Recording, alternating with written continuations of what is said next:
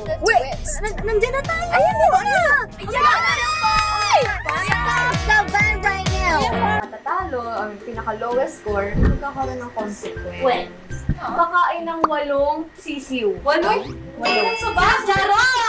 Sasayaw ng kapit lang habang nagtatalo ng balot. Ano yan? Nagbabalat. Question number 1. Ilang days incubated ang balut eggs? 14 to 18 days.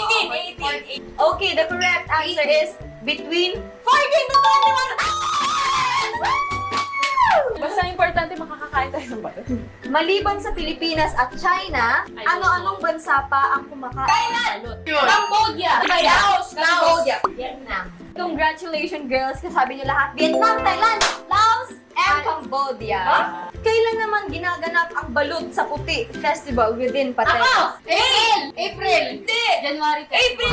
May. Puso mo, Ano yung nasundin mo. tanong? The correct answer is every 31st of January. Favorite dito ng sabaw ng balut. Ay! Ako. Not really. Pero iiyak kasi yun ang sisiyo.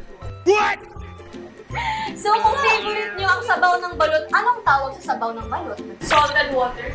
So, the answer is amniotic fluid. Ay, grabe. So, yun yung amniotic fluid. Exotic fluid. Anong uri ng duck ang ginagamit sa paggawa ng Ayan! balot egg? Mallard. Ano nga yun? Pinipilit niya talaga. Mallard duck. Yan. Duck. Correct! Oh, Mallard duck. Ano ang unang step para sa tamang pagkain? Hindi pa muna. Balot Peppers. Hindi, dapat may pambili ka muna. Ayun. Kabit lang. Kabit lang. Hindi ka naman sumasayaw eh! Kumikimot ako dito. Okay, are you ready?